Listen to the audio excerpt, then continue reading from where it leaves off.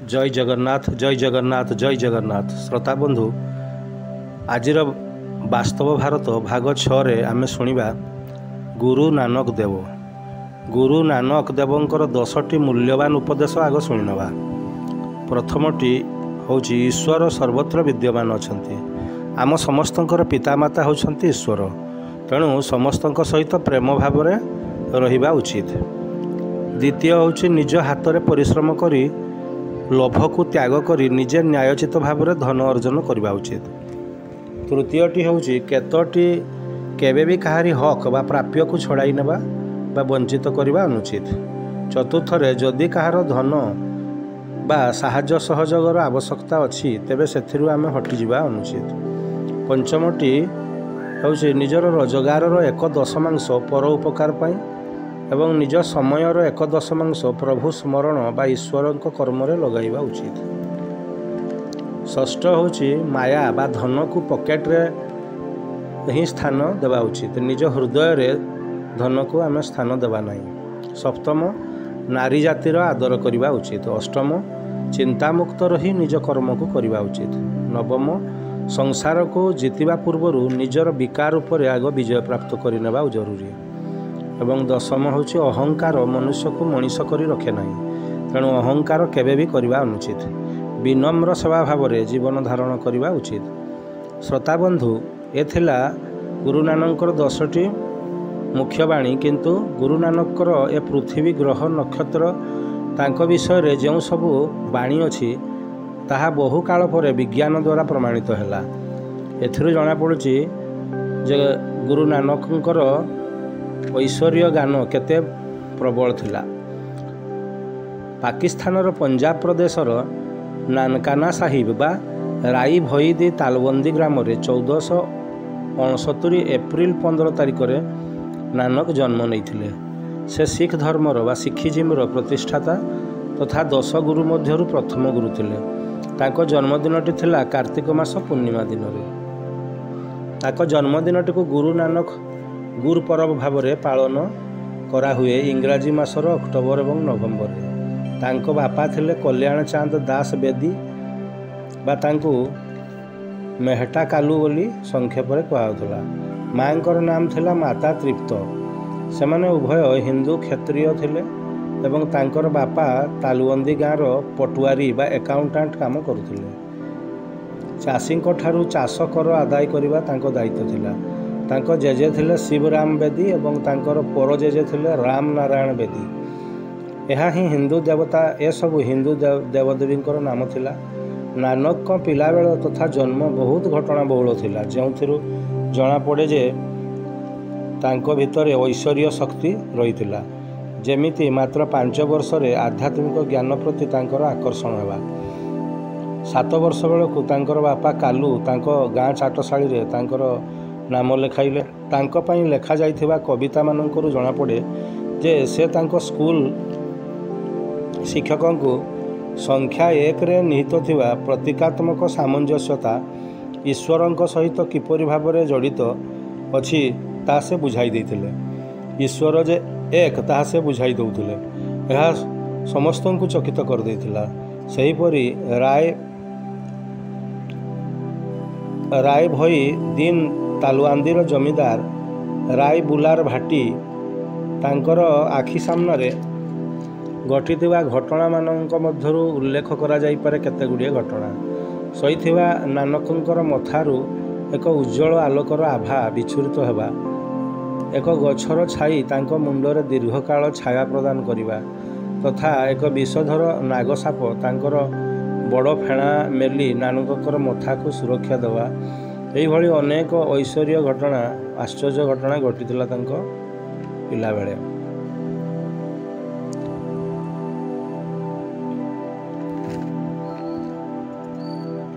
जन्म पर तांको पिता कालूजी पंडित हरदयाल को तांको पुत्रर जन्म कुंडली बताइबा पई डाकिथिले। पंडित हरदयाल नानकंकर अलौकिक चरित्र कथा कहिले। एपरिकी पंडित हरदयाल नानकंकर पाद मध्य छुई नमस्कार करथिले। तांको नामकरण कले नानक निरहंकारी। ଉଭୟ ହିନ୍ଦୁ ଓ ମୁସଲମାନ ସମ୍ପ୍ରଦାୟର ଲୋକେ ଏହାଙ୍କୁ ପୂଜିବେ। ଏ ପିଲା ସଂସାରରେ ସୂର୍ଯ୍ୟ ଭଳି ଚମକିବ, ସାରା ବ୍ରହ୍ମାଣ୍ଡ ଏହାର ସ୍ତୁତି କରିବ। ଯଦି ଏ ବାଳକ ସମୁଦ୍ରକୁ ଯିବ ତେବେ ସମୁଦ୍ର ମଧ୍ୟ ଏହାକୁ ରାସ୍ତା ଛାଡ଼ିଦେବ। ଏ ବାଳକ ସାକ୍ଷାତ ଈଶ୍ୱରଙ୍କର ଅଂଶ। ନାନକ ପୂର୍ଣ୍ଣ ବ୍ରହ୍ମର ପ୍ରଚାର କରିବେ। ଜ୍ଞାନ, ବୈରାଗ୍ୟ, ଧର୍ମ, କର୍ମର ଅଦ୍ୱିତୀୟ ଜ୍ଞାତା ସେ ହେବେ। ଏକ ପରମାତ୍ମାଙ୍କୁ ସେ ପୂଜା କରିବେ। ସବୁ ଦେବୀ ଦେବତା, ମୁନି, ଋଷି, ଭୂତ, ପ୍ରେତ ଏହାଙ୍କର ଆଜ୍ଞା ମାନିବେ। ନାନକ ଈଶ୍ୱରଙ୍କର ଏକ ଅବତାର ଭାବରେ ପ୍ରକଟ ହୋଇଛନ୍ତି। ଏସବୁ ହରଦୟାଲଙ୍କ ପାଖରୁ ଶୁଣି ତାଙ୍କର ପିତାମାତା ଖୁସିର ସୀମା ରହିଲା ନାହିଁ। ସମୟ ଗଡ଼ି ଚାଲିଲା। ନାନକ ବଡ଼ ବିନମ୍ର ଏବଂ ଜ୍ଞାନୀ ସ୍ୱଭାବର ଥିଲେ। ଥରେ ଘରର କୌଣସି ମୂଲ୍ୟବାନ ବସ୍ତୁକୁ ନାନକ ଜଣେ ଗରିବକୁ ଦାନ କରିଦେଲେ। ଏହା ଶୁଣି କାଲୁଜୀ ବହୁତ ରାଗିଗଲେ। ପଣ୍ଡିତ ହରଦୟାଲଙ୍କୁ କହିଲେ, ପଣ୍ଡିତ ମହାଶୟ କହିଲେ ସମୟ ଆସିଲେ ନାନକଙ୍କର ପଣ୍ଡିତ ହରଦୟାଲଙ୍କୁ ନାନକଙ୍କର ବାପା କାଲୁଜୀ ଅଭିଯୋଗ କଲେ ଏବଂ କହିଲେ ନାନକ ଏଇଭଳି କରୁଛନ୍ତି। ତେଣୁ ପଣ୍ଡିତ ମହାଶୟ କହିଲେ ସମୟ ଆସିଲେ ନାନକଙ୍କର ମହାନତାକୁ ସମସ୍ତେ ବୁଝିପାରିବେ। ଜଣାଯାଏ ନାନକ ଅଳ୍ପ ବୟସ୍କ ହେଲେ ମଧ୍ୟ ବୟସ୍କ ପିଲାଙ୍କ ସହ ଖେଳାଖେଳି କରୁଥିଲେ। ବେଳେବେଳେ ସମସ୍ତଙ୍କୁ ଏକଜୁଟ କରାଇ ମଝିରେ ଆସ୍ଥାନ ଜମାଇ ଈଶ୍ୱରଙ୍କର କଥା ସବୁ ବୟାନ କରୁଥିଲେ। ମାତ୍ର ତାଙ୍କ ବୟସ ଥିଲା ମାତ୍ର 5 ବର୍ଷ। ସେ କାହାର ଶିଷ୍ୟ ନଥିଲେ କି କାହାଠାରୁ ଜ୍ଞାନ ମଧ୍ୟ ପ୍ରାପ୍ତ କରିନଥିଲେ। ସେ ଜନ୍ମରୁ ହିଁ ଜ୍ଞାନୀ ଥିଲେ। ସ୍କୁଲରେ ସାଂସାରିକ ପାଠ ଯେମିତିକି ସାହିତ୍ୟ, ଭୂଗୋଳ, ଇତିହାସ ଇତ୍ୟାଦିରେ ତାଙ୍କ ମନ ଲାଗୁନଥିଲା। ଐଶ୍ୱରୀୟ ବିଦ୍ୟାରେ ତାଙ୍କର ମନକୁ ଶାନ୍ତି ମିଳୁଥିଲା। ସେ କହୁଥିଲେ ଐଶ୍ୱରୀୟ ବିଦ୍ୟା ଦ୍ୱାରା ମନକୁ ଶାନ୍ତି ମିଳିଥାଏ, ମାତ୍ର ସାଂସାରିକ ବିଦ୍ୟା ମନୁଷ୍ୟକୁ ସଂସାର ବନ୍ଧନରେ ବାନ୍ଧି ପକାଏ। ଐଶ୍ୱରୀୟ ବିଦ୍ୟା ଆମର ଲୋକ ପରଲୋକକୁ ମୁକ୍ତି ପ୍ରଦାନ କରେ। ମନୁଷ୍ୟ ମୃତ୍ୟୁ ପରାନ୍ତେ ଏହି ବିଦ୍ୟା କାମରେ ଲାଗେ। ଈଶ୍ୱରଙ୍କର ସୃଷ୍ଟିର ଅନ୍ତକୁ ଆମେ ଦେଖିପାରିବାନି। ଏକ ପରମାତ୍ମାଙ୍କୁ ଭକ୍ତି କଲାବାଲା ସବୁବେଳେ ପ୍ରସନ୍ନଚିତ ରହିପାରିବ। ପଗଡ଼ି, ବସ୍ତ୍ର ବା ପଇତା ବା ଛତ୍ରୀ ଧାରଣ କଲେ ମନୁଷ୍ୟ ପବିତ୍ର ବନିଯାଏନା। ମନର ପବିତ୍ରତା ହିଁ ଆବଶ୍ୟକ। ମନର ସନ୍ତୋଷ ହିଁ ମନରେ ପବିତ୍ରକୁ ଧାରଣ କରିପାରିବ। ଅଳ୍ପ ବୟସରୁ ପୁତ୍ର ପାଖରୁ ଏସବୁ ବଡ଼ ବଡ଼ କଥା ଶୁଣି କାଲୁଜୀ ଚିନ୍ତିତ ହୋଇ ପଡ଼ୁଥିଲେ। ଥରେ କାଲୁଜୀ ନାନକଙ୍କୁ କହିଲେ, ଏବେ ତୁମେ କିଛି ବେପାର କର। ମୁଁ ତୁମକୁ 20 ଟଙ୍କା ଦେଉଛି। ଏହାକୁ ପୁଞ୍ଜିରେ ଲଗାଅ। ସତ୍ୟର ବେପାର କର, ମିଥ୍ୟାର ନୁହଁ। ନାନକ 20 ଟଙ୍କା ନେଲେ। ବେପାର ପାଇଁ ଘରୁ ଗୋଡ଼ କାଢ଼ିଲେ। ବାଟରେ ଦେଖିଲେ ବହୁତ ଜଣ ସନ୍ନ୍ୟାସୀ ଭୋକ ଉପାସରେ ସଢ଼ୁଛନ୍ତି। ସଙ୍ଗେ ସଙ୍ଗେ ସେମାନଙ୍କର ଖିଆପିଆ ବ୍ୟବସ୍ଥା କଲେ ଏବଂ 1 ସପ୍ତାହ ପର୍ଯ୍ୟନ୍ତ ସେମାନଙ୍କର ସେବା କଲେ। ଯେବେ ସବୁ ଟଙ୍କା ସରିଗଲା ଘରକୁ ଫେରିଆସିଲେ। ବାପା କାଲୁଜୀ ଏହା ଜାଣି ବହୁତ ରାଗିଗଲେ, ମାତ୍ର ପଣ୍ଡିତ ହରଦୟାଲଙ୍କର କଥା ମନେ ପକାଇ ଶାନ୍ତ ହେଲେ। ନାନକଙ୍କର ଦ୍ୱାରା ଏ ସାଂସାରିକ ବେପାର ହେବ ନାହିଁ ବୋଲି ସେ ଜାଣିଗଲେ। ଥରେ କାଲୁଜୀ ଗାଈଗୋରୁଙ୍କୁ ଚରାଇବା ପାଇଁ ନାନକଙ୍କୁ ଦାୟିତ୍ୱ ଦେଲେ। ନାନକ ଗାଈଗୋରୁ ଗୋଠଙ୍କୁ ଚରିବାକୁ ଛାଡ଼ିଦେଇ ଏକ ଗଛ ମୂଳରେ ବସି ଧ୍ୟାନରେ ବୁଡ଼ିଗଲେ। ଏଣେ ଗାଈଗୋରୁ ଜଣେ କୃଷକର କିଆରୀରେ ପଶି ସବୁ ଫସଲକୁ ଖାଇଗଲେ। କୃଷକ ଏହା ଜାଣି କାଲୁଜୀଙ୍କ ପାଖରେ ଅଭିଯୋଗ କଲେ ଏବଂ ଫସଲର ଭରଣା ପାଇଁ ଟଙ୍କା ମାଗିଲେ। ନାନକଙ୍କୁ ଡକାଗଲା। ନାନକ କହିଲେ, ଯଦି ଭୋକରେ ଥିବା ଗାଈଗୋରୁ କିଛି ଖାଇଗଲେ ସେଥିରେ ରାଗ ନାହିଁ। ଏହାଦ୍ୱାରା ତୁମର ଅର୍ଥାତ୍ ସେ କୃଷକର ଉନ୍ନତି ହେବ। ଏହା କୃଷକର ବୁଝିବାର କ୍ଷମତା ବାହାରେ ଥିଲା। ମାତ୍ର କୃଷକ କ୍ଷତିପୂରଣ ଦାବିର ଅଡ଼ି ବସିବାରୁ ସମସ୍ତେ କ୍ଷେତକୁ ଗଲେ କେତେ କ୍ଷତି ହୋଇଛି ତାହା ପରଖିବା ପାଇଁ। ମାତ୍ର ଦେଖାଗଲା କ୍ଷେତ ଶସ୍ୟରେ ଭରପୁର ଥିଲା। ଏହା ନାନକଙ୍କର ଅନ୍ୟ ଏକ ଅଲୌକିକ ଲୀଳା ଥିଲା। ସୁଲତାନପୁରରେ ଯେତେବେଳେ କର୍ମକ୍ଷେତ୍ରରେ ରହିଥିଲେ ସେତେବେଳେ ତାଙ୍କ କାମ ଥିଲା ଶସ୍ୟ ସବୁ ଓଜନ କରି ଗରାଖଙ୍କୁ ଦେବା। ଯଦି କେହି ଗରିବ ଆସୁଥିଲା ତେବେ ନାନକ ଓଜନରେ ଶସ୍ୟ ଅଧିକ ଦେଇ ଦେଉଥିଲେ। ଯେଉଁ ପଥରରେ ସେ ଶସ୍ୟ ଓଜନ କରୁଥିଲେ ତାହା ଆଜି ମଧ୍ୟ ସୁଲତାନପୁର ମୋଦିଖାନାରେ ମହଜୁଦ ଅଛି। ଗରିବମାନଙ୍କୁ ସେ ଖାଲି ହାତରେ ଛାଡ଼ୁନଥିଲେ। ଆଜି ସେ ସ୍ଥାନରେ ଗୁରୁଦ୍ୱାର ଶ୍ରୀ ହର ସାହିବ ରହିଅଛି। ସେ ପାବନ ପଥର ଗୁଡ଼ିକ ସେହି ଗୁରୁଦ୍ୱାରରେ ଆଜି ମଧ୍ୟ ପୂଜା ପାଉଛି। ଥରେ ନାନକଙ୍କର ଏପରି ଦାନୀପଣ ଦେଖି କିଛି ଲୋକ ଅସହିଷ୍ଣୁତାବଶତଃ ତାଙ୍କ ଭିଣୋଇ ଜୟରାମକୁ ଯାଇ କହିଲେ, ତୁମ ଶଳା ଯେମିତି ଦାନ କରୁଛନ୍ତି ପରେ ତାହା ତୁମ ପାଇଁ କାଳ ହେବ। ମୋଦିଖାନାର ମାଲିକ ନବାବ ଦୌଲତ ଖାଁ ଜାଣିଲେ ତୁମ ଉପରେ ଦାଉ ସାଧିବେ। ଏଥିରେ ଜୟରାମ ବିଚଳିତ ହୋଇଗଲେ ଏବଂ ପତ୍ନୀ ନାନକୀଙ୍କୁ ଆସି ସବୁ କହିଲେ। ପତ୍ନୀ ନାନକୀ କହିଲେ, ଯେମିତି ପରମାତ୍ମାଙ୍କର ଜ୍ଞାନ ଇନ୍ଦ୍ରଦେବଙ୍କୁ ପ୍ରଥମେ ପ୍ରାପ୍ତ ହେଲା ଏବଂ ପରେ ସାରା ସଂସାରରେ ବ୍ୟାପିଲା, ସେମିତି ମୋର ଭାଇ ନାନକର ପରିଚୟ ପ୍ରଥମେ ମୋତେ ହିଁ ମିଳିଥିଲା। ସେ ସାକ୍ଷାତ ପରମାତ୍ମାଙ୍କର ରୂପ। ତେଣୁ ଆପଣ ବ୍ୟର୍ଥରେ ଚିନ୍ତା କରନ୍ତୁ ନାହିଁ। ମୋ ଭାଇ ସାଧାରଣ ମଣିଷ ନୁହେଁ, ମନୁଷ୍ୟ କଲ୍ୟାଣ ପାଇଁ ସେ ପ୍ରକଟିତ ହୋଇଛନ୍ତି। ଏହା ଶୁଣି ଜୟରାମ ଚୁପ୍ ହୋଇଗଲେ। ନବାବ ଦୌଲତ ଖାଁ ପାଖକୁ କଥାଟି ପହଞ୍ଚିଲା। ନାନକ ନିଜ ତରଫରୁ ନବାବଙ୍କର ମୋଦିଖାନାର ହିସାବ କିତାବ ଚୁକ୍ତା କରିଦେଲେ ଏବଂ ସବୁଦିନ ପାଇଁ ମୋଦିଖାନାର କାମ ଛାଡ଼ିଦେଲେ। ସେହି ମୋଦିଖାନାରେ ଜଣେ ଯଦୁରାଓ ନାମକ ବ୍ୟକ୍ତି ନାନକଙ୍କୁ ଅକାରଣରେ ଈର୍ଷା କରୁଥିଲା। ସେ ଯାଇ ମୋଦିଖାନାର ମାଲିକ ନବାବ ଦୌଲତ ଖାଁଙ୍କର କାନ ଭରିଲା ଯେ ନାନକ ଗରିବଙ୍କ ପାଇଁ ମୋଦିଖାନା ଲୁଟୁଛନ୍ତି। ଏହା ଶୁଣି ଖାନ୍ ସାହେବ ଯଦୁରାଓଙ୍କୁ ମୋଦିଖାନାର ହିସାବ ଯାଞ୍ଚ ଆଦେଶ ଦେଲେ। 7 ଦିନର ଯାଞ୍ଚ ପରେ ଯଦୁରାଓ ଜାଣିଲେ ଯେ ଖାନ୍ ସାହେବଙ୍କ ଉପରେ ନାନକଙ୍କର ଆହୁରି 321 ଟଙ୍କା ପାଇବାର ଅଛି। ଏ କଥା ଖାନ୍ ସାହେବ ଜାଣିଲେ ଏବଂ ନାନକଙ୍କୁ 321 ଟଙ୍କା ସହିତ ଆହୁରି ଅଧିକ 300 ଟଙ୍କା ପୁରସ୍କାର ଦେଇଥିଲେ। ଏହା ଶୁଣି ତାଙ୍କ ଭଉଣୀ ନାନକୀ ବହୁତ ଖୁସି ହେଲେ, କାରଣ ତାଙ୍କ ଭାଇ ଉପରେ ବଦନାମର ଦାଗ ଲିଭିଗଲା।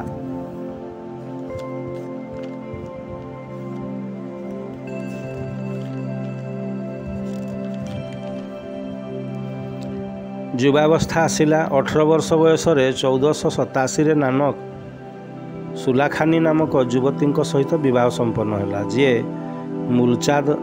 ମୁଲଚାନ୍ଦ ଏବଂ ଚାନ୍ଦରାଣୀଙ୍କର ପୁତ୍ରୀ ଥିଲେ। ପଞ୍ଜାବର ବାଟଲାଠାରେ ସେମାନେ ବସବାସ କଲେ ଏବଂ ତାଙ୍କର ଔରସରୁ 2ଟି ପୁତ୍ର ଜନ୍ମ ନେଲେ। ସେମାନେ ହେଲେ ଶ୍ରୀଚାନ୍ଦ ଏବଂ ଲକ୍ଷ୍ମୀଚାନ୍ଦ। ତାପରେ ନାନକ ସୁଲତାନପୁର ଠାରେ 1500 ମସିହା ପର୍ଯ୍ୟନ୍ତ ଏକ ଗୃହସ୍ଥ ଜୀବନ କଟାଇଥିଲେ। ତାଙ୍କର ଏକମାତ୍ର ଭଉଣୀ ନାନକୀ ତାଙ୍କଠାରୁ 5 ବର୍ଷ ବଡ଼ ଥିଲେ। ତାଙ୍କର ଭେଣୋଇ ଥିଲେ ଜୟରାମ, ଯିଏ ଖଜଣା ଆଦାୟ ଦାୟିତ୍ୱରେ ଥିଲେ ଦିଲ୍ଲୀ ସୁଲତାନେତ ଲାହୋରରେ ଥିବା ଗଭର୍ଣ୍ଣର ଦୌଲତ ଖାଁଙ୍କର ଅଧୀନରେ। ସେହି ସୁଲତାନପୁରରେ ନାନକ ଖଜଣା ଆଦାୟ କାମରେ ନିଯୁକ୍ତି ପାଇଲେ ଏବଂ ତାଙ୍କର କର୍ମମୟ ଜୀବନ ସେ ଆରମ୍ଭ କରିଥିଲେ।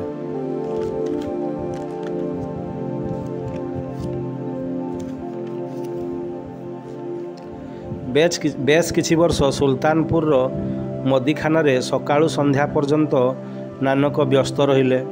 ରାତ୍ରି ଆସନ୍ତେ ନାନକ କାଲିବେନ ନଦୀରେ ସ୍ନାନ କରି ପାଖରେ ଥିବା ବରଗଛ ମୂଳରେ ଈଶ୍ୱର ଧ୍ୟାନରେ ବସି ଯାଉଥିଲେ। ଆଜି ସେହି ସ୍ଥାନରେ ଗୁରୁଦ୍ୱାରା ଶ୍ରୀ ବେର ସାହିବ ନାମରେ ଖ୍ୟାତ। ଆଜି ବି ସେଠାକୁ ଯାଇ ଶିଖ ଧର୍ମାବଲମ୍ବୀମାନେ ମଥା ଟେକୁଛନ୍ତି ଏବଂ ଈଶ୍ୱରଙ୍କର ପରମ ସାନ୍ନିଧ୍ୟ ପାଉଛନ୍ତି। ଦିନେ ଗୁରୁ ନାନକ ସବୁଦିନ ଭଳି କାଲିବେନ ନଦୀରେ ସ୍ନାନ ପାଇଁ ବୁଡ଼ ମାରିଲେ ଯେ ଆଉ ପାଣିକୁ ଉଠିଲେ ନାହିଁ। ଏ ଖବର ପୁରା ସୁଲତାନପୁର ସହରରେ ବ୍ୟାପିଗଲା। ବହୁ ସମୟ ପାଣିରୁ ନ ବାହାରିବାରୁ ଲୋକେ ଭାବିଲେ ନାନକ ପାଣିରେ ବୁଡ଼ିଗଲେ। ତାଙ୍କ ଭଉଣୀ ନାନକୀ କିନ୍ତୁ ଜାଣିଲେ ତାଙ୍କ ଭାଇ ସାକ୍ଷାତ ଈଶ୍ୱରଙ୍କର ଅବତାର ଏବଂ ସେ ସୁରକ୍ଷିତ। 3 ଦିନ ବିତିଗଲା ପରେ ନାନକ କାଲିବେନ ନଦୀ ଗର୍ଭରୁ ବାହାରକୁ ପ୍ରକଟିତ ହେଲେ ଏବଂ ଶିଖ ଧର୍ମର ମୂଳମନ୍ତ୍ର ଉଚ୍ଚାରଣ କରିବାକୁ ଲାଗିଲେ। ଏହା ଦେଖି ସମସ୍ତେ ଚକିତ ହେଲେ। ଜଣେ ସାଧାରଣ ମନୁଷ୍ୟ ଏପରି ଅସାଧ୍ୟ କାମ କରିବା ଅସମ୍ଭବ। ତେଣୁ ସୁଲତାନପୁର ଏବଂ ଆଖପାଖ ଜନତା ନାନକଙ୍କର ଐଶ୍ୱରୀୟ ଗୁଣର ପରିଚୟ ପାଇଲେ ଏବଂ ତାଙ୍କୁ ଗୁରୁ ନାନକ ଭାବେ ସମ୍ବୋଧନ କରିବାକୁ ଲାଗିଲେ। ଏହି ନଦୀ କୂଳରେ ବରଗଛ ମୂଳେ ଗୁରୁ ନାନକ ତାଙ୍କର ଜାପଜି ସାହିବ ରଚନା କରିଥିଲେ, ଯାହା ଆଜି ଶିଖ ଧର୍ମ ଗୁରୁ ଗ୍ରନ୍ଥ ସାହିବର ଆରମ୍ଭରେ ରହିଅଛି। ଏ ଜାପଜି ସାହିବ ମୂଳମନ୍ତ୍ର ତଥା 38ଟି ପାକଦିଶ ବା ପଦ୍ୟାଂଶ ବା ଶ୍ଳୋକରେ ମଣ୍ଡିତ।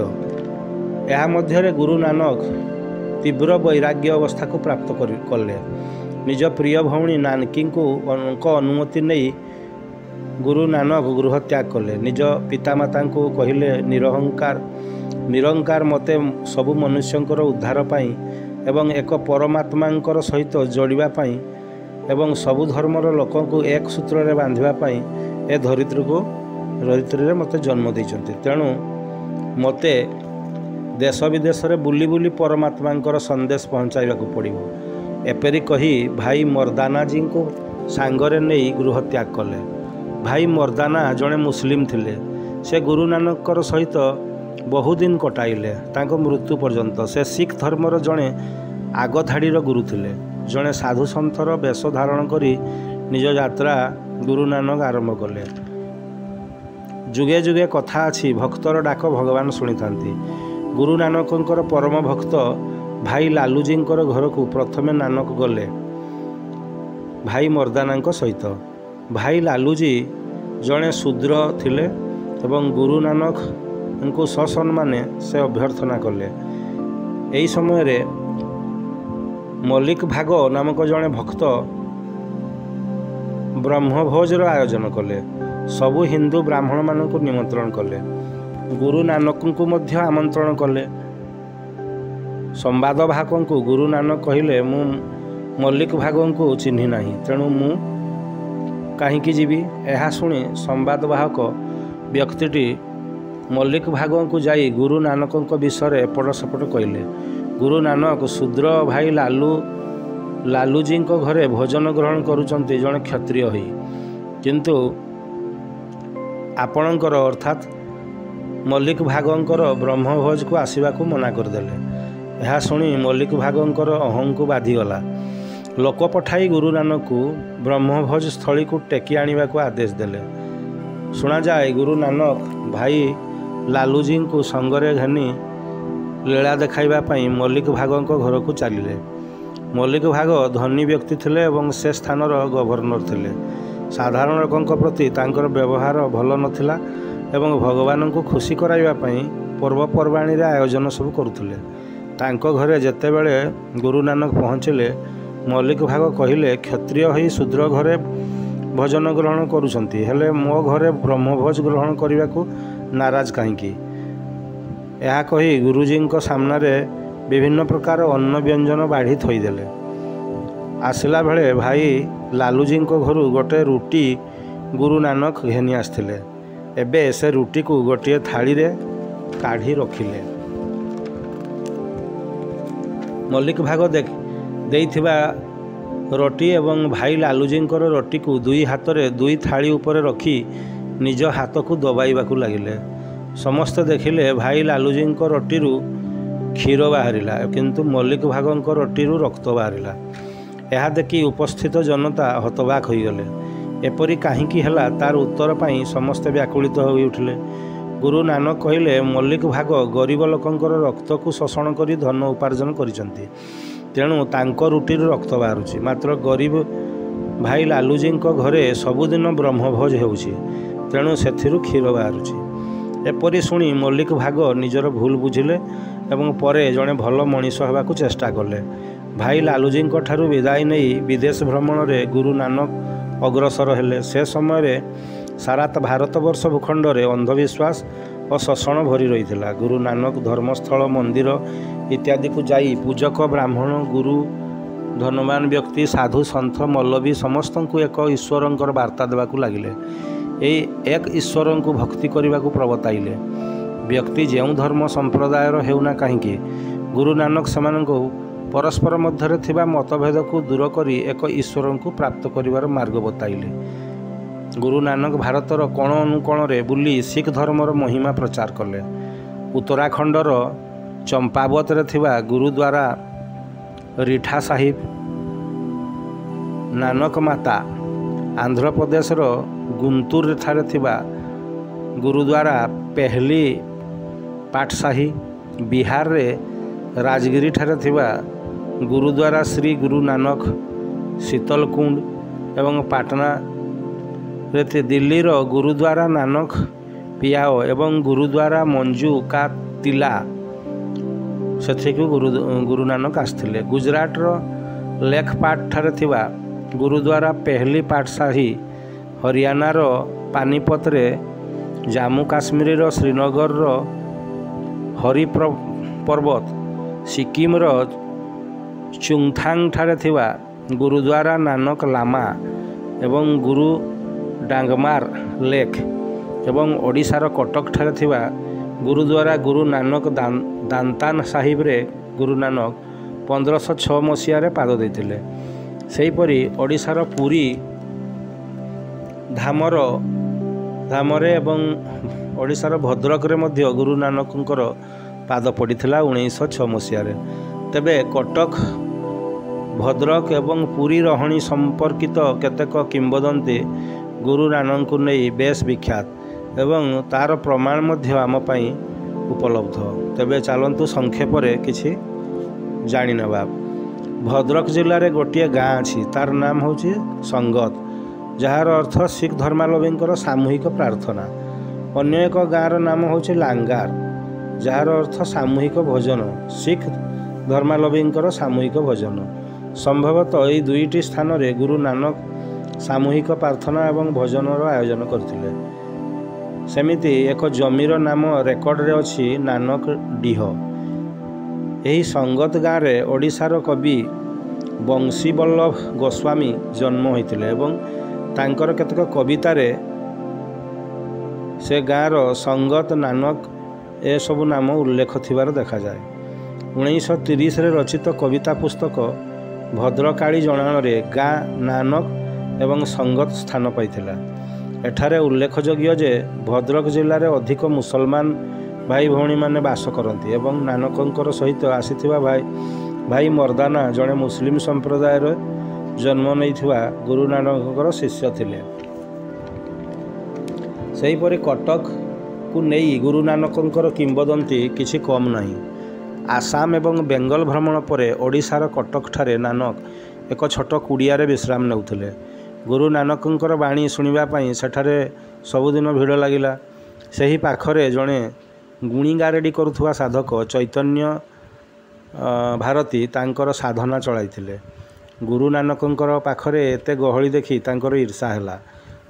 तेणु से गुरुजी उपरे गुणी गारेडी प्रयोग कले किंतु तांकर प्रयास सब विफल हैला। दिने सकाळु गुरु नानक ध्यान रे बसिथिबा बेले चैतन्य भारती सेठारे पहुँचले और गोटे साहाड़ा गछर डाल गुरुजी को आक्रमण कले। आक्रमण करते गुरुजी आखि खोलीगला एवं चैतन्य भारती हाथरू बाड़ीटी तले पड़गला। गुरुजी हसीदेले और उठी बाड़ीटी खंडे भांगी दांत घसीबा लगिले।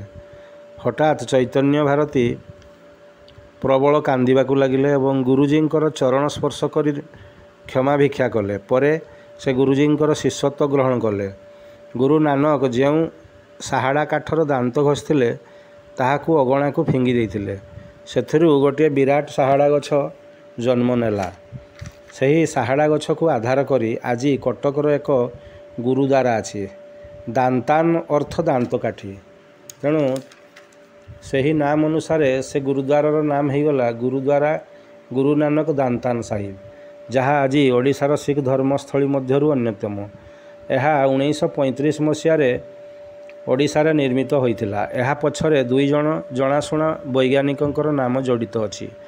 प्रथम वैज्ञानिक जनक हेले प्रोफेसर डॉक्टर प्राणकृष्ण परिजा, जी जड़े उद्भिद विज्ञानी थिले एवं द्वितीय वैज्ञानिक जनक होउछंती प्रोफेसर डॉक्टर बावा कारतार सिंह, जी कि जड़े रसायन विज्ञानी थिले। उभय गुरु नानक जींकर परम भक्त थिले। सेमानंक प्रयास रे 1988 रे गुरुद्वारा गुरु नानक दांतान साहिब पुनर्निर्माण करागला। पुराणा गुरुद्वाराटी आज एक स्कूल होई उठी जोठिरे गुरुजींकर उच्चकोटीर नीति शिक्षा प्रदान करा जाउची एवं ताहार नाम रखा जाइछि essence of wisdom is service to humanity. सेमिति गुरु नानककर पुरी गस्त एक रोचकपूर्ण घटना थिला।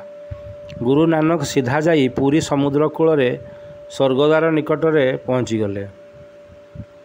संध्या सीधा जाई समुद्र बाली रे बसीगले एवं गभीर ध्यानस्थ हेले। भाई मर्दाना सांगरे थिले। तांको भीषण भोक हेउथिला। ସେ ତ ଯବନ ଥିଲେ, ତେଣୁ ମନ୍ଦିରରେ ପ୍ରବେଶ ନିଷେଧ ଥିଲା। କେହି ବି ତାଙ୍କୁ ଖାଇବାକୁ ଦେଉନଥାନ୍ତି। ଏହି ସମୟରେ ଏକ ଅଲୌକିକ ଘଟଣା ଘଟିଥିଲା। କେହି ଜଣେ ଦିବ୍ୟ ପୁରୁଷଙ୍କର ଆବିର୍ଭାବ ହେଲା ଏବଂ ସେ ସମୁଦ୍ର କୂଳରେ, ଏବଂ ହାତରେ ତାଙ୍କର ଥିଲା ସୁନା ଥାଳି, ଏବଂ ସେ ଥାଳରେ ଭର୍ତ୍ତି ଥିଲା ମହାପ୍ରସାଦ ଏବଂ ଭୋଗର ସମ୍ଭାର। ଏହା ପାଇ ଗୁରୁ ଶିଷ୍ୟ ମନ ଭରି ଖାଇଲେ। ଗୁରୁ ନାନକ ପୁଣି ଧ୍ୟାନରେ ଚାଲିଗଲେ। ଭାଇ ମର୍ଦାନା ପାଖରେ ଜଗି ବସିଥାନ୍ତି। ସକାଳ ହେଲା, ଶ୍ରୀମନ୍ଦିରରେ ଚହଳ ପଡ଼ିଲା। ଶ୍ରୀଜଗନ୍ନାଥଙ୍କର ସୁନା ଥାଳିଟି ନାହିଁ। ଚାରିଆଡ଼େ ଖୋଜା ଚାଲିଲା। କେହି ଜଣେ ରାଜାଙ୍କୁ ଖବର ଦେଲେ, ଏ ଦୁଇ ଚୋର ସମୁଦ୍ର କୂଳରେ ସୁନା ଥାଳ ଧରି ବସିଛନ୍ତି। ଏଣେ ଗତ ରାତିରେ ପୁରୀ ରାଜାଙ୍କୁ ଗୁରୁ ନାନକଙ୍କର ଆଗମନର ସ୍ୱପ୍ନ ହୋଇଥିଲା। ଦ୍ୱନ୍ଦ୍ୱ ଭିତରେ ରାଜା ପଟୁଆର ଧରି ସମୁଦ୍ର କୂଳରେ ପହଞ୍ଚିଲେ ଏବଂ ଗୁରୁ ନାନକଙ୍କର ପରିଚୟ ପାଇ ପୁରୀ ସହରକୁ ଭବ୍ୟ ସ୍ୱାଗତ କଲେ। ତାଙ୍କର ରହିବାର ଏବଂ ଖାଦ୍ୟର ବ୍ୟବସ୍ଥା ହେଲା। ସନ୍ଧ୍ୟାରେ ଚତୁର୍ଦ୍ଧାମୂର୍ତ୍ତିଙ୍କର ଆଳତୀ ଦେଖି ଗୁରୁ ନାନକ ନିଜ ଭିତରେ ନିଜେ ହଜି ଯାଇଥିଲେ। ତାଙ୍କ ରହଣି ଭିତରେ ତାଙ୍କର ଶିଷ୍ୟଙ୍କର ସଂଖ୍ୟା ବଢ଼ିବାକୁ ଲାଗିଲା। ଜଳର ଆବଶ୍ୟକତା ହୁଅନ୍ତେ ଭକ୍ତମାନଙ୍କୁ ବାଲିରେ ଏକ ଗର୍ତ୍ତ କରିବାକୁ ଆଦେଶ ଦେଲେ। ଗାତଟି ଏକ କୂପ ଆକାରର ଧାରଣ କଲା ଏବଂ ସେଥିରୁ ମଧୁର ଜଳ ନିର୍ଗତ ହେଲା। ସେହି ସ୍ଥାନଟି ଆଜି ପୁରୀର ଗୁରୁଦ୍ୱାରା ବାଉଳି ସାହିବ ନାମରେ ଖ୍ୟାତ, ବା ବାଉଳି ମଠ ନାମରେ ବା ଶିଖ ମଠ ନାମରେ ଖ୍ୟାତ। ଏହା ଶିଖ ସମ୍ପ୍ରଦାୟ ପାଇଁ ଏକ ପବିତ୍ର ସ୍ଥାନ ଏବଂ ଅନ୍ୟ ସମସ୍ତ ଭକ୍ତଙ୍କର ଏବଂ ସେବକମାନେ ମନ୍ଦିର ଭିତରେ ଚତୁର୍ଦ୍ଧାମୂର୍ତ୍ତି ଦର୍ଶନ କରୁ କରୁ ଗୁରୁ ନାନକଙ୍କର ଭଗବାନଙ୍କର ପ୍ରକୃତ ଅର୍ଥ ବୁଝାଇବାକୁ ଲାଗିଲେ। ଦିନେ ସନ୍ଧ୍ୟାରେ ଭିଡ଼କୁ କହିଲେ, ପ୍ରଭୁ ସବୁଠାରେ ବିଦ୍ୟମାନ। ଗୁରୁ ନାନକ କହି ଚାଲିଥାନ୍ତି ଯେ ଭଗବାନ ବା ପ୍ରଭୁ କୌଣସି ନିର୍ଦ୍ଦିଷ୍ଟ ସମ୍ପ୍ରଦାୟର ନୁହନ୍ତି। ସେଥିପାଇଁ ତ ସେ ଜଗତର ନାଥ ଜଗନ୍ନାଥ। ଏହା କହି ସେ ମୁହଁରେ ଜୟ ଜଗନ୍ନାଥ ଧ୍ୱନିପୂର୍ବକ ନିଜର ଦୁଇ ବାହୁ ଟେକି ନିଜ ହାତ ପାପୁଲିକୁ ଲୋକଙ୍କୁ ଦେଖାଇଲେ। ଆଶ୍ଚର୍ଯ୍ୟର କଥା, ତାଙ୍କ ହାତ ପାପୁଲିରେ ଚତୁର୍ଦ୍ଧା ବିଗ୍ରହଙ୍କର ମୂର୍ତ୍ତି ଦେଖିବାକୁ ମିଳିଲା ଏବଂ ତାହା ଦେଖି ସମସ୍ତେ ହତବାକ୍ ହୋଇଗଲେ। ଅର୍ଥାତ୍ ଗୁରୁ ନାନକ ଶ୍ରୀ ଜଗନ୍ନାଥଙ୍କର ଜଣେ ପରମ ଭକ୍ତର ପ୍ରମାଣ ଦେଇଥିଲେ। ଆପଣମାନେ ଶୁଣିଲେ ଆଶ୍ଚର୍ଯ୍ୟ ହେବେ, କବି ଜୟଦେବ, ଯିଏ ଓଡ଼ିଆ ଭାଗବତର ରଚୟିତା, ତାଙ୍କର ସ୍ଥାନ ଶିଖ ଧର୍ମ ପବିତ୍ର ମୂଳ ଗ୍ରନ୍ଥ ଦି ଗୁରୁ ଗ୍ରନ୍ଥ ସାହିବରେ ସ୍ଥାନିତ ହୋଇଅଛି। ସେଥିରେ ମୋଟ 5894ଟି ଭଜନ ରହିଛି, ଯେଉଁଥିରୁ 976ଟି ନିଜେ ଗୁରୁ ନାନକଙ୍କ ଦ୍ୱାରା ରଚିତ। ତେବେ 1604 ମସିହାରେ ପଞ୍ଚମ ଶିଖ ଧର୍ମଗୁରୁ ଗୁରୁ ଅର୍ଜୁନ ଦେବ ଏହାକୁ ସଂଯୋଜନା କଲେ, ଯାହାର କଳେବରକୁ ଆଜି ଆମେ ଦର୍ଶନ କରୁଛୁ। Journal of university of Bombay volume 4ରେ ଗୁରୁ ନାନକଙ୍କର ଏକ ଧାଡ଼ି ଏପରି ଲିଖିତ ଅଛି, ଗୁଣ ଗାବା ରବିଦାସୁ ଭଗତୁ ଜୟଦେବା ତ୍ରିଲୋଚନ ଆଦି ଗୁରୁ ଗ୍ରନ୍ଥ ସାହିବଜୀ। ଗୁରୁ ନାନକ ପୁରୀ ମନ୍ଦିର ଭ୍ରମଣ ବେଳରେ ମଧ୍ୟ ଗୀତ ଗୋବିନ୍ଦ ପ୍ରତିଦିନ ମନ୍ଦିରରେ ବୋଲାଯିବାର ପରମ୍ପରା ରହିଆସିଛି। ନାନକଙ୍କୁ ଗୀତ ଗୋବିନ୍ଦ କିଭଳି ପ୍ରଭାବିତ କରିଥିଲା ତାହା ଗବେଷଣା ସାପେକ୍ଷ। ଶ୍ରୀ ଚୈତନ୍ୟ ଏବଂ ଗୁରୁ ନାନକଙ୍କର ଭେଟାଭେଟି ଏହି ଶ୍ରୀମନ୍ଦିରରେ ହୋଇଥିଲା। ଏଠାରେ ଦିହେଁ ଘଣ୍ଟା ଘଣ୍ଟା ଧରି ଆଲୋଚନା କରିଥିଲେ ଏବଂ ବ୍ୟସ୍ତ ରହିବାର ଦେଖାଯାଉଥିଲା। 17ଶ ଶତାବ୍ଦୀର ଓଡ଼ିଆ କବି ଈଶ୍ୱର ଦାସଙ୍କର ରଚିତ ଚୈତନ୍ୟ ଭାଗବତରେ ସେ ଲେଖିଗଲେ, ଶ୍ରୀନିବାସ୍ୟ ବିଶ୍ୱମ୍ବର କୀର୍ତ୍ତନ ମଦୟରେ ବିହାର, ନାନକ ସାରଙ୍ଗ ଏ ଦୁଇ, ରୂପ ସନାତନ ଦୁଇ ଭାଇ, ଜଗାଇ ମାଧାଇ ଏକତ୍ର କୀର୍ତ୍ତନ କରନ୍ତି ନିତ୍ୟ। ଅର୍ଥାତ୍ ଶ୍ରୀନିବାସ, ବିଶ୍ୱମ୍ବର, ଗୁରୁ ନାନକ, ସାରଙ୍ଗ, ଜଗାଇ, ମାଧାଇ ଏମାନେ ସବୁ ଏକତ୍ର କୀର୍ତ୍ତନରେ ରତ ରହୁଥିଲେ। ଶ୍ରୋତାବନ୍ଧୁ, ଗୁରୁ ନାନକ ଭାରତ ବ୍ୟତୀତ Iran, China, Iraq, Tibet, Bangladesh, Sri Lanka, Saudi Arabia ତଥା ଆଫଗାନିସ୍ତାନର ବିଭିନ୍ନ ସ୍ଥାନ ଭ୍ରମଣ କରିଥିଲେ। ଦୀର୍ଘ 24 ବର୍ଷ ଅର୍ଥାତ୍ 1500ରୁ 1524 ମସିହା ପର୍ଯ୍ୟନ୍ତ ପାଦରେ କଠଉ ପିନ୍ଧି ତାଙ୍କର ଶିଷ୍ୟ ଭାଇ ମର୍ଦାନାଙ୍କ ସହିତ ପ୍ରାୟ ଦୀର୍ଘ 28,000 କିଲୋମିଟର ଅତିକ୍ରମ କରିପାରିଥିଲେ।